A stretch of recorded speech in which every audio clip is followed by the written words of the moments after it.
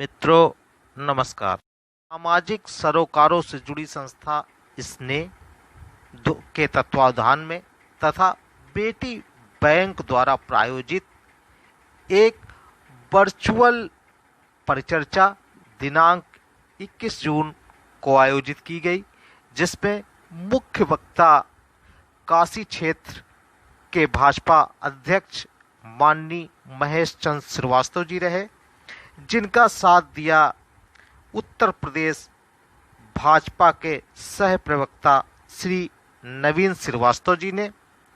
अध्यक्षता कायस वृंद के अध्यक्ष श्री धीरेन्द्र श्रीवास्तव जी ने की तथा संचालन का दायित्व नरेंद्र मोदी विचार मंच की राष्ट्रीय महामंत्री डॉक्टर ज्योति श्रीवास्तव जी ने किया। मेरे द्वारा यानी कि दीपक श्रीवास्तव के द्वारा उक्त कार्यक्रम का प्रबंधन किया गया या योग्य कह लें कि संयोजन किया गया। आइए देखते हैं उसके कुछ अंश। संचालन आप डॉक्टर ज्योति श्रीवास्तव जी कर रही हैं, संयोजन दीपक श्रीवास्तव जी कर रहे हैं। हमारे साथ हमारे बहुत ही वरिष्ठ नेता भारतीय जनता पार्टी उत्तर प्रदेश के आदरणीय नवीन जी भी जुड़े हुए हैं और उन्होंने विषय को बहुत विस्तार से रखा। कैसे मोदी जी ने चीन की घेरेबंदी को तोड़ा, इस विषय में भी उन्होंने बताया आपको। अभी यश विक्रम त्रिपाठी जी चित्र कर रहे थे जिस रैली की, उसकी मैं एक सेकंड चर्चा करके अपनी बात शुरू करता हूँ। वो रैली 24 जून को सायं 5 बजे से 6 बजे के बीच में होनी है और इन तमाम बिंदुओं पर भी उस रैली में हमारे केंद्रीय नेतृत्व केंद्रीय मंत्री हैं नरेंद्र सिंह तोमर जी प्रखर वक्ता हैं। वो चीन के संदर्भ में भी उस रैली में आपसे वार्ता करेंगे, बात रखेंगे और साथ ही जो आत्मनिर्भर भारत का एक कल्पना है, एक संयोजन है, कैसे किया जा रहा है, उस विषय पर भी वो रखेंगे। तो आप सबसे ये अनुरोध है कि आपकी पूरी संस्था इस जो अभी आग्रह किया है एस विक्रम जी ने और विनय श्रीवास्तव ने, उस पर गौर करेंगे। और वहीं से मैं अपनी बात शुरू करता हूँ कि मित्रों, 1960 और 70 के दशक में जब जापान विश्व बाजार पर अपना आधिपत्य स्थापित कर चुका, इसके बाद 80 का दशक आया। वो दशक था कोरिया। उस थोड़े समय में पूरे विश्व पर अपने प्रोडक्ट को सेल करना, अपने प्रोडक्ट द्वारा स्थापित करने का काम किया। और 80 से 90 के बाद अभी हमसे किसी वक्ता ने कहा कि बहुत पुराना चीन का व्यापार का वो है, बहुत दिन से वो, ऐसा कुछ नहीं। 80 से 90 के बाद चीन का प्रभाव बढ़ना शुरू हुआ। ये काम उसने सिर्फ 2 दशक में पूरा किया और चीन ने अपनी जो काम 2 दशक में कर सकता है वो आज हम भी कर सकते हैं। लेकिन क्या था कि भारत कभी सोने की चिड़िया थी, अभी नवीन जी जिक्र कर रहे थे, तो वो कुटीर उद्योग, लघु उद्योग की वजह से हम सब चर्चा कर रहे थे। तो अपने यहाँ क्या हुआ कि बीच के पीरियड में, बीच के काल में चिंतन करने वालों को, उच्च काम करने वालों को आदर सम्मान मिलने लगा अभी। और उसमें हमारे सॉफ्टवेयर इंजीनियर अमेरिका में पूरे छाए हुए, कोई बड़ी से बड़ी कंपनी हो अमेरिका की, तो वहाँ सॉफ्टवेयर इंजीनियर कौन है? भारत का है। वहाँ का मतलब अमेरिका का शुरू डिपार्टमेंट जो है वो कौन देखता है? तो यहाँ के सॉफ्टवेयर इंजीनियर देखते। तो हम सब बहुत चिंतन करने वाले लोग हैं और कोमल काम मतलब टेंडर काम करने वाले लोग हैं। हम सब हार्ड वर्क से बचने वाले लोग हैं, तो इसलिए हम सब नहीं कर रहे और उनको सम्मान भी हमारे हुनर को नहीं मिला। हर वन प्रोडक्ट वन स्किल की अभी नवीन जी चर्चा कर रहे थे, तो ये एक भारत का हुनर था कि हर जगह भारत का कैसे काम चले और कैसे एक जो भारत सोने की चिड़िया थी, तो वन डिस्ट्रिक्ट वन प्रोडक्ट, तो हमारा प्राचीन काल का वो सभ्यता, प्राचीन काल के व्यापार का आधार था, जो धीरे धीरे हम सब उसको लुप्त किए।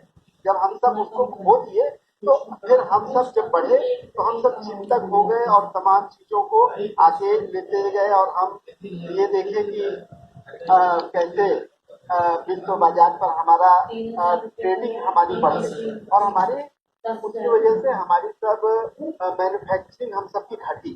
तो हम ये बताना चाह रहे थे कि सिर्फ 80-90 की बात है और चाइना आज अपने पूरे निर्यात की तुलना में चीन की अपेक्षा 7 गुना ज्यादा आयात करता है। अभी हमने सुना भाजपा के काशी प्रांत के अध्यक्ष आदरणीय महेश चंद्र श्रीवास्तव जी को, जिन्होंने विस्तार से भारतीय एवं चीनी आर्थिक स्थितियों का आकलन किया।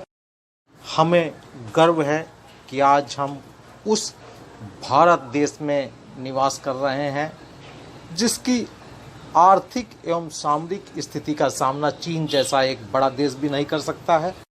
आइए अब हम चलते हैं भाजपा के सह प्रवक्ता नवीन श्रीवास्तव जी के पास। म्यांमार के साथ हमारा समझौता है। हम्बन टोटा के जिस श्रीलंका के बंदरगाह का चीन ने विकास किया था वह भी श्रीलंका का समझौता खत्म हो गया। मालदीव से वो बाहर हो गया। ग्वादर का जिस बंदरगाह पर वो चीन जाके बैठा था आपको घेरने के लिए, उससे मात्र 40 मील की दूरी पर ईरान में चाबहार में हम बैठ गए। दूसरी चीज मैं बताना चाहूंगा, मोदी जी ने जो पहले साल यात्राएं की कजाकिस्तान, जहां पर हमारी एयरफोर्स की एक यूनिट रहती है, भारतीय एयरफोर्स की एकमात्र यूनिट है जो विदेश में रहती है, वो कजाकिस्तान। मोदी जी ने दौरे कहाँ किए? मंगोलिया के, जापान के, वियतनाम के, लाओस के, ऑस्ट्रेलिया के, जापान, ऐसे देशों के जो भविष्य में अगर चाइना के साथ हमारा कहीं विवाद होता है तो हमारे सहयोगी बन सकते हैं। तो मोदी जी के नेतृत्व में विदेश नीति की हमारी सफलता थी, जिस पर हमारे विपक्ष के जो साथी हैं वो कहते थे कि मोदी जी देश में कम रहते हैं, विदेश में ज्यादा रहते हैं। लेकिन आज देखिए अंतर्राष्ट्रीय मंचों पर जिस प्रकार से पाकिस्तान या चीन के खिलाफ दुनिया के सारे देशों का हमें सहयोग मिला है, यह मोदी जी की विदेश नीति और कूटनीति की जीत है। दूसरी बात मैं बताना चाहूंगा कि इस घटना के बाद मोदी जी की सरकार ने क्या किया। 20 अप्रैल को चाइना में कोरोना वायरस की जब महामारी फैली और दुनिया भर के शेयर मार्केट गिरने लगे, तो हिंदुस्तान के एक बड़े बैंक HDFC में अप्रत्यक्ष निवेश उसने बढ़ाया। हमारी सरकार ने तत्काल संज्ञान में ले। उस समय तक हमारे यहाँ यह नियम था कि पाकिस्तान और बांग्लादेश से आने वाले विदेशी निवेश के लिए सरकार से अनुमति लेनी पड़ती। लेकिन मोदी जी की सरकार ने एक नया आदेश किया, जिन देशों की सीमा भारत से लगती है, सीधे चीन का नाम नहीं दिया लेकिन चीन भी उसमें शामिल हो गया, वहां से आने वाले विदेशी निवेश को भारत सरकार से अनुमति लेनी पड़ती। दूसरी मैं घटना बताता हूँ, 5-4 मई को चीन से हमारा जो सबसे बड़ा आयात होता है उसमें रबड़ के टायर भी होते हैं। रबड़ के टायरों पर मोदी जी की सरकार ने जो 10% ड्यूटी लगती थी उसको बढ़ा के 15% किया, यानी सरकारी स्तर पर उनके आयात को कम करने की हमारी तरफ से कोशिशें शुरू हो चुकी है। पहले से पूरे आज भी कर रहे हैं। अब चर्चा बात हो रही है कि उनके सामान हमारे बाजारों में पड़े हुए हैं, हमें करना क्या चाहिए। आज एक घटना हुई है, आज देशभक्ति का ज्वार देश के हर नागरिक के मन में है, लेकिन अर्थशास्त्र ये कहता है कि जहां उपभोक्ता को सस्ती चीज मिलती है वहां उसकी तरफ वो चला जाता है। एक क्षण के लिए शायद देशभक्ति की वो भूल जाता है। तो हमें आवश्यकता है 2 चीजों की, कि हमारी देशभक्ति भी रहे जागृत और जिन उत्पादों की हम चीन से ले रहे हैं वो हमारे यहाँ भी शुरू हो। ज्योति जी आप याद करिए, प्राचीन काल में हम दुनिया में सबसे बड़ी आर्थिक महाशक्ति के सोने की चिड़िया थी। बिल्कुल। तो हमारे यहाँ बहुत बड़े उद्योग नहीं थे। बिल्कुल। हमारे कुटीर उद्योग हमारी देश की सबसे बड़ी ताकत थे, लेकिन बड़े उद्योगों के साथ साथ हम कुटीर उद्योगों को भूल गए। आज उत्तर प्रदेश जहां बैठे उसके संदर्भ में बात करें तो मुख्यमंत्री योगी आदित्यनाथ ने 2017 में सरकार बनते ही तो सबसे महत्वपूर्ण योजना थी वह थी 1 डिस्ट्रिक्ट 1 प्रोडक्ट। जैसे बनारस की बनारसी साड़ी, गोरखपुर का टेरिकोटा, भदोही की काली, इन्हीं उत्पादों के दम पर प्राचीन काल में हम दुनिया में सोने की चिड़िया थे। उनको कैसे रिवाइव किया जाए, इसके लिए योगी जी की सरकार ने 3 साल पहले काम शुरू कर दिया। केंद्र की सरकार ने भी अब इस प्रकार की योजनाएं बनाई है कि हर जिले में एक एक्सपोर्ट हब हो। मतलब मैं ये कहना चाहता हूँ संक्षेप में कि सरकार का focus skill India, make in India, आत्मनिर्भर भारत, और ये सारा होगा कैसे, जब हम अपने MSME या कुटीर उद्योगों को बढ़ाएंगे, और इसके दिशा में सरकार काम कर रही है। लेकिन हमें जो मनुष्य का स्वभाव होता है, एक लोभी स्वभाव होता है, संस्कृति कहीं से भी मिल जाए, चाहे वो दुश्मन क्या से भी मिल जाए तो हम उसको ले लेते हैं। उस स्वभाव को हमको बंद करना पड़ेगा। हमें उस लोलुपता वाले स्वभाव के ऊपर अपने राष्ट्रभक्ति को लाना पड़ेगा। यह काम हमें करना पड़ेगा। और देखिए, लोगों ने चर्चा की एमएसएमई में 3 लाख करोड़ रुपए की व्यवस्था भी पैकेज में की गई। उत्तर प्रदेश में भी के लिए आज के तारीख तक मैं बता दूं कि पूरे देश में उस 3 लाख करोड़ के सापेक्ष 50,000 करोड़ का जो है वो लोन दिया जा चुका है। और यह एक ऐसा क्षेत्र है जिसके माध्यम से हम अपने नौजवानों को रोजगार दे सकते हैं। उसके लिए स्किल डेवलपमेंट, आप याद करिए ज्योति जी, मैं तो बताना चाहूंगा आपको मोदी जी का पैन कब हुआ। 2014 के चुनाव के पहले जब वो भाजपा के प्रत्याशी प्रधानमंत्री पद के घोषित हुए तो दिल्ली में Shri Ram college of commerce में उन्होंने एक वक्तव्य दिया था।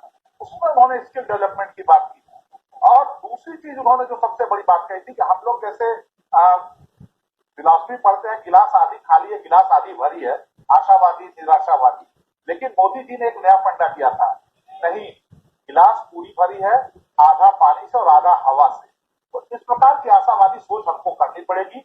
हम सक्षम है, हम हर तरह से सक्षम है। ईश्वर ने हमको हर प्रकार की भौगोलिक परिस्थितियां दी है, हर प्रकार के खनिज पदार्थ दिए हैं, सबसे बड़ा श्रम दिया है, तो हम सब कुछ कर सकते हैं, लेकिन उसके लिए इच्छा शक्ति, और वह इच्छा शक्ति हमारी राष्ट्रभक्ति से आएगी। लेकिन उसके लिए हमको स्किल डेवलपमेंट को ठीक से करना पड़ेगा, हमको अपने एमएसएमई सेक्टर्स को बढ़ाना पड़ेगा, हमें अपनी लोलुपता पर राष्ट्रवाद को भारी करते हुए चीन से आने वाले सस्ते सामानों का बहिष्कार करना पड़ेगा। यह सारी चीजें करनी पड़ेगी और इसके लिए सरकार, संगठन और जनता सबको मिलकर काम करना पड़ेगा, तभी हम ऐसा कर पाएंगे। दूसरी बात देखिए, शहीदों के नमन की बात है, आज विपक्ष तरह तरह के आरोप लगा रहा है। मैं 2 घटनाएं बताना चाहूंगा। आप सब लोग देखते होंगे जब गलवान घाटी का नक्शा आता है तो एक स्थान आता है दौलत बेग ओल्डी, एक एयर स्ट्रिप है। मैं थोड़ी सी बात बताना चाहूंगा संक्षेप में जी। दौलत बेग जो ओल्डी है एयर स्ट्रिप है, वह सबसे ऊंचाई पर दुनिया में, वह 20 साल से बंद थी। 2011 में हमारी एयरफोर्स के एयर वाइस मार्शल थे बोरा साहब, उन्होंने केंद्र सरकार को 3-4 बार लिखा कि शायद सामरिक दृष्टिकोण से इस एयर स्ट्रिप को शुरू करना जरूरी है, लेकिन तत्कालीन कांग्रेस की सरकार ने अनुमति नहीं दी। तो उस अधिकारी ने अपने रिस्क पर उस एयर स्ट्रिप को शुरू किया, बदले में उनकी प्रमोशन रोक दी गई, सारी चीजें हुई। तो ये विपक्ष के लोग करते कुछ है कहते कुछ है, और आज उस दौलत बेग ओल्डी को ही लेके जो चीज की सारी बौखलाहट है, वहां पे बनने वाली सड़क जो बनी है, श्योक सड़क बनी है, जो वहां पुल बना है, उसको लेके चीज बौखलाया है। हमें अपनी सेना पर, अपने नेतृत्व पर गर्व होना चाहिए, भरोसा करना चाहिए। विपक्ष प्रकार के दुष्प्रचार कर रहा है, वो जनता के सामने रिपोर्ट है, इसके लिए हमें चिंतित होने की जरूरत है। हमको आपको जो अपनी जिम्मेदारियों का निर्वहन करना है वो सिर्फ यही करना है, चीन को हम आर्थिक रूप से मजबूत न करें, और वो हमारे आपके हाथ में है। सरकार और जो भी सकारात्मक सुझाव होंगे, आज की इस कॉन्फ्रेंस से बहुत सारी चीजें हैं जिनको मैंने नोट किया है। निश्चित रूप से मैं प्रयास करूंगा कि अपने संगठन के माध्यम से आपके जो वक्ताओं ने विचार रखे उसको सरकार तक हम लोग पहुंचाएं, ताकि हम सब लोग मिलजुल करके चीन के इस डिप्लोमेटिक तानाशाही व्यापारिक साम्राज्यवाद को हम रोकने में सफल हो सके। इसी के साथ मैं अपनी वाणी को विराम देता हूँ जी। मैं 2 मिनट आपका लूंगा, अगर आपका आदेश हो तो। अरे जी बिल्कुल बिल्कुल बिल्कुल। ज्योति मैडम, नवीन जी ने अभी जो कहा, मैं उसका पूर्ण समर्थन इसलिए भी करता हूँ क्योंकि अगर युद्ध की स्थिति होती है तो युद्ध की स्थिति केवल भारत और चीन के युद्ध तक सीमित नहीं रहेगी, बल्कि वो विश्व युद्ध में तब्दील होने की पूरी संभावना है। क्योंकि नाटो देश का इंडिया को पूरा समर्थन, G7 का इंडिया को पूरा समर्थन, G10 का इंडिया को पूरा समर्थन, G20 का इंडिया को पूरा समर्थन, आसियान के लगभग आधे देश इंडिया के साथ हैं, ब्रिक्स के 2 राष्ट्र इंडिया के साथ हैं, यहाँ तक कि इस्लामिक कंट्री के सबसे मजबूत राष्ट्र जो है UAE और सऊदी अरब, वो भी इंडिया के साथ है। तो युद्ध की स्थिति में इंडिया कहीं से कमजोर नहीं दिखाई दे रहा है, लेकिन आर्थिक संकट के बादल जो हमारे ऊपर मंडरा रहे हैं और जो स्थितियां चीन के पक्ष में जा रही हैं, वो सिर्फ यही है कि हम आर्थिक संकट में हैं और चीन आर्थिक रूप से मजबूत, और उसकी मजबूती का कारण हम ही लोग। तो इसलिए जो नवीन भाई सर ने कही बात कि हमको जो है उसको मजबूत नहीं करना है, वो बहुत अच्छी बात कही और हम उसका पूर्ण समर्थन करते हैं। और हम यही सरकार से भी आशा करते हैं कि वो ऐसी नीतियां बनाए कि चीन की आर्थिक कमर हम लोग तोड़ दें। और अगर हम चीन को आर्थिक तौर पर तोड़ पाए, उसकी आर्थिक स्थिति को डांवाडोल कर पाए, तो निश्चित तौर पर हम अपने देश के लिए, अपने राष्ट्र के लिए, अपने हिंदुस्तान के लिए एक बड़ा काम करेंगे और उससे हमारा राष्ट्र निश्चित तौर पर चीन को परास्त करने में सक्षम साबित होगा। आइए अब हम सुनते हैं नर्सिंग होम एसोसिएशन के प्रदेश अध्यक्ष डॉक्टर सुशील सिन्हा जी को, जो कि एक भाजपा के वरिष्ठ नेता भी हैं। जी डॉक्टर ज्योति। जी बोलिए। जी हाँ, सुन रहे हैं। अच्छा आप सुन रहे हैं। हाँ, सर्वप्रथम तो इसने संस्था और बेटी बैंक इस वर्चुअल मीटिंग के लिए मैं आप सब लोगों को जो है तहे दिल से धन्यवाद देता हूँ। खासतौर से डॉक्टर ज्योति श्रीवास्तव जी को, आपने बहुत ही अच्छा संचालन किया। धन्यवाद सर। जी, अपने बड़े भाई धीरेन्द्र श्रीवास्तव जी को, धीरज जी को, और बहुत ही अच्छा जो है हम लोगों के अंदर जो है ऊर्जा भरी हम लोग के बड़े भाई आदरणीय क्षेत्रीय अध्यक्ष महेश चंद्र श्रीवास्तव जी और नवीन जी ने। जैसा कि आप सब लोग जानते हैं, हम लोग की इस तरीके की प्रधानमंत्री कल्याणकारी योजनाएं, लगभग 120 कल्याणकारी योजनाएं हैं जो हम तक पूरी तरीके से पहुंच नहीं पा रही हैं। और दूसरा सबसे इसमें इम्पोर्टेंट चीज है कि अगर चीन हमारे ऊपर आक्रमण कर रहा है या हमें किसी भी रूप में सता रहा है तो हमें उसे आर्थिक रूप से उसे कमजोर करना है। और हमारा देश पूरे विश्व में नंबर 2 है अगर पॉपुलेशन की बात करें, और पॉपुलेशन की बात करें तो यानी कि हमारा मार्केट भी नंबर 2 मार्केट है। तो सिर्फ और सिर्फ बहुत अच्छी बात कही गई कि लोकल को वोकल करने की।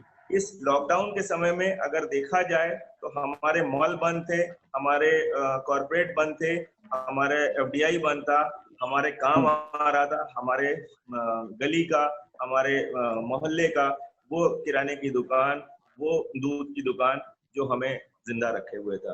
तो बेसिकली हम लोगों को स्वावलंबन पे जो है जोर देना है। अच्छा, दूसरा चीज ये है कि इस समय जहां तक मैं समझता हूं, अब हम लोग के बीच में कहीं पे भी नौकरी वर्ड जो है ये एकदम ये डिक्शनरी से हटता चला जा रहा है। इसलिए हम लोगों को स्वरोजगार के बारे में सोचना बहुत जरूरी है।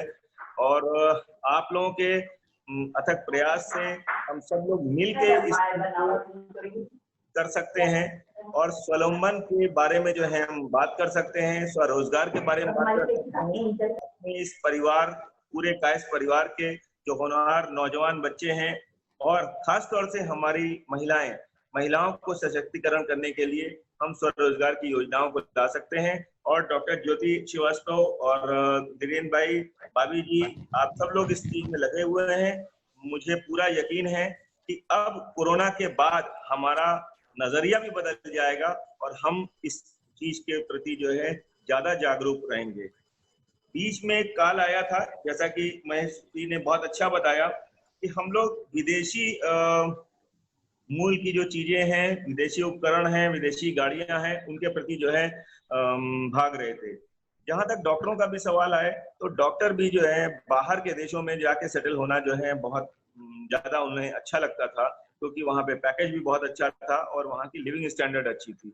लेकिन आज वही डॉक्टर्स, वही इंजीनियर्स वापस फिर से जो है हमारे स्वदेश लौट रहे हैं और उनको फिर से अपने परिवार के रूप में रखना, उन्हें यथास्थान अच्छी जगह पे स्थापित करना, ये हम सब लोगों का कार्य है। और आप इसने संस्था और बेटी बैंक, ये दोनों संस्थाएं कार्य कर रही हैं और बहुत ही अच्छा कार्य कर रही हैं।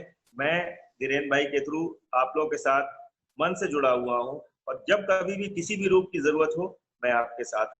आइए अब हम पुनः चलते हैं अपने विषय विशेषज्ञ आदरणीय महेश चंद्र श्रीवास्तव जी के पास, जो भाजपा काशी क्षेत्र के अध्यक्ष भी हैं। जब प्रधानमंत्री जी ने अपील किया कि सब्सिडी छोड़ें आप लोग गैस का, तो इसी भारत के बहुतों ने सब्सिडी छोड़ा, करोड़ों लोगों ने सब्सिडी छोड़ा। तो परिवर्तन का दौर चल रहा है। परिवर्तन जब आत्मशक्ति होती है, आत्मबल होता है और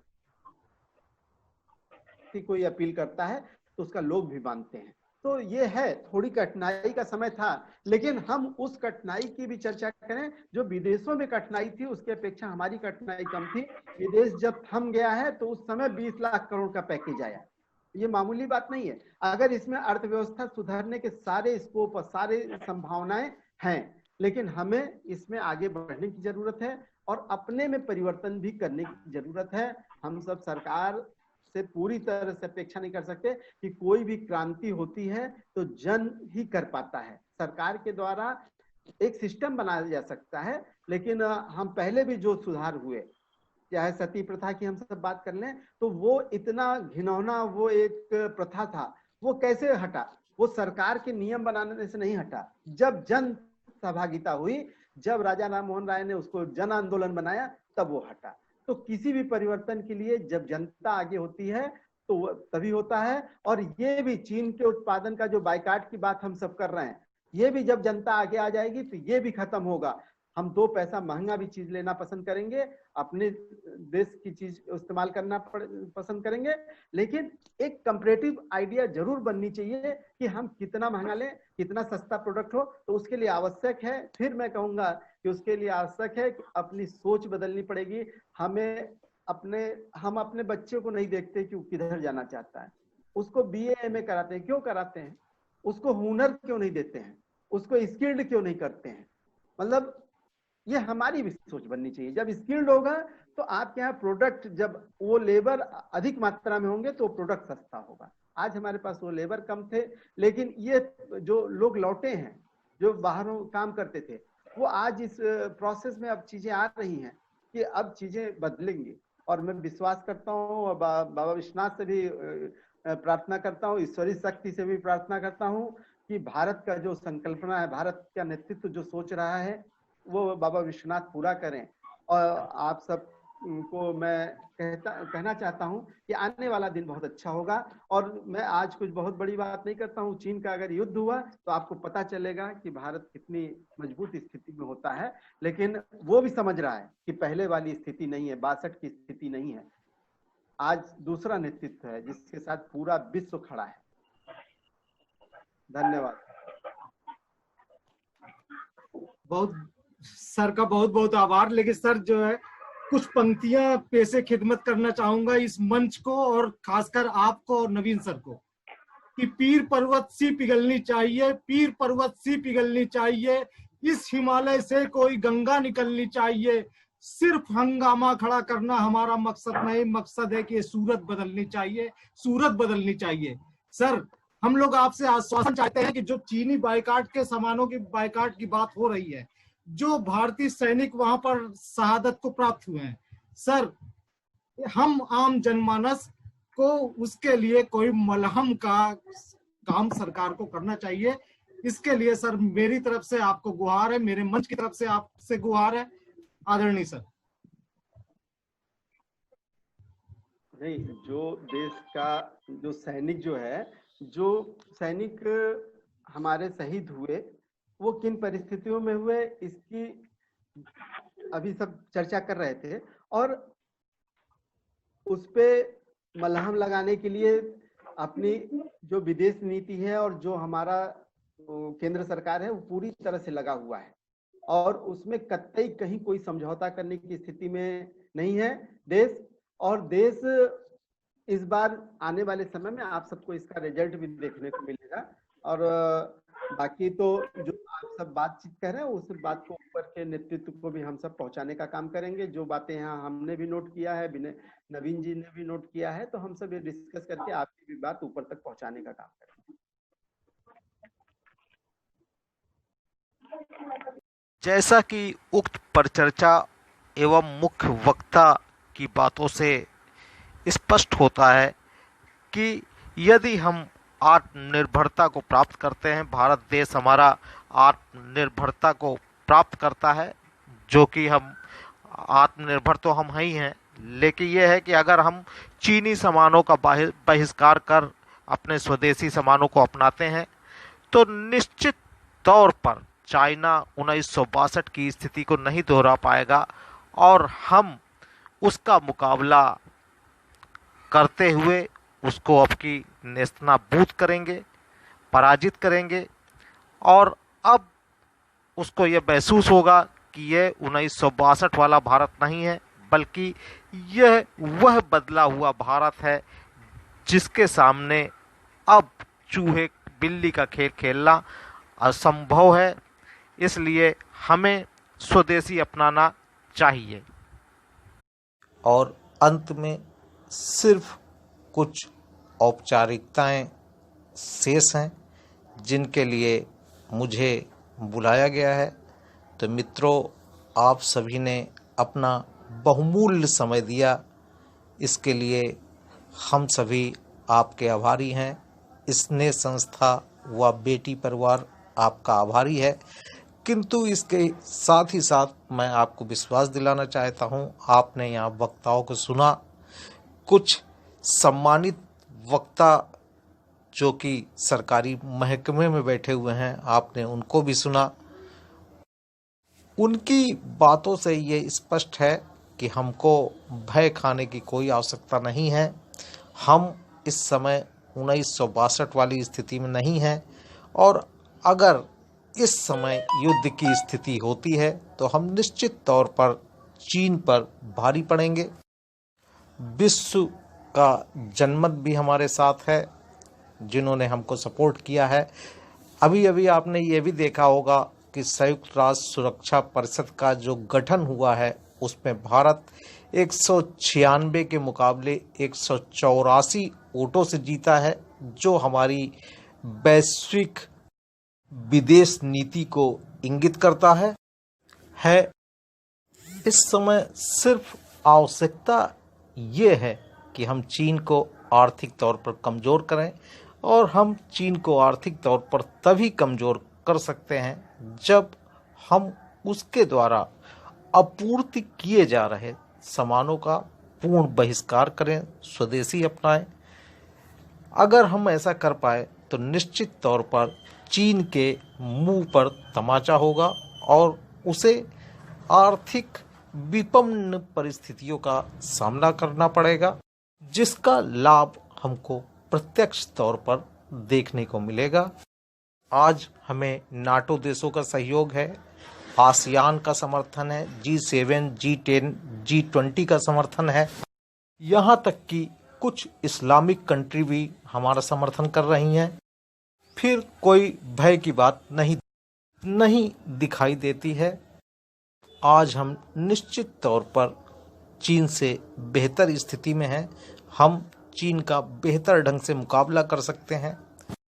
America, Japan, France, Germany, Britain, लगभग सभी के सभी शक्तिशाली देश हमारे साथ हैं, और जो राष्ट्र हमारा सहयोग नहीं भी कर रहे हैं वो भी आज नहीं कल इसी खेमे में आ जाएंगे, क्योंकि जिधर विजय निश्चित दिखाई पड़ती है उधर लोग जुड़ना शुरू कर देते हैं।